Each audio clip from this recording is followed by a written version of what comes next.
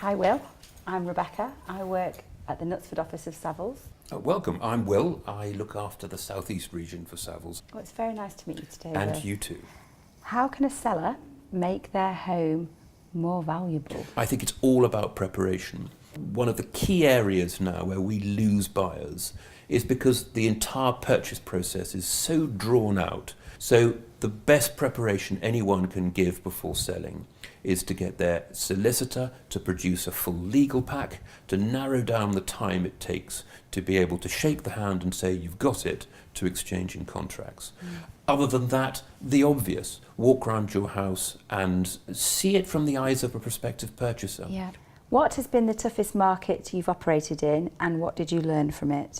The recession from 1987 to 1996 was every bit as difficult as the one we're in now, or were, except that interest rates were in double figures. Yeah. The most important lesson I learnt was don't rely upon anyone else other than yourself, and communicate. When you have somebody who is desperate, somebody who needs your help tremendously, the bond and trust you have with your agent and your client is of paramount importance.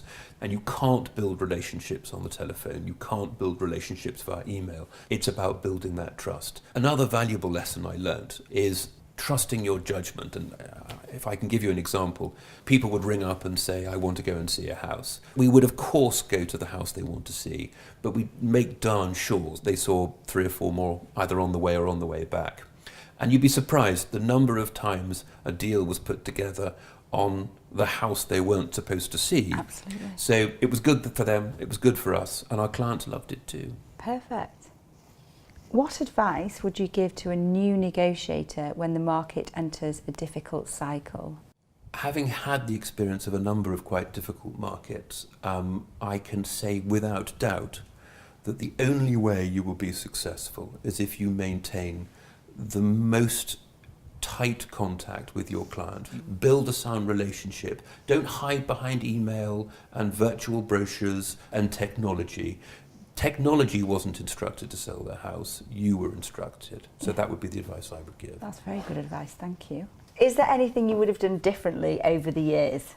I would have ducked on more occasions. Twice in 28 years I've knocked myself unconscious on low beams. But no, I don't think that regret is a particularly valuable emotion. There are very few things I would change, if any at all. Oh, well, that's good to hear.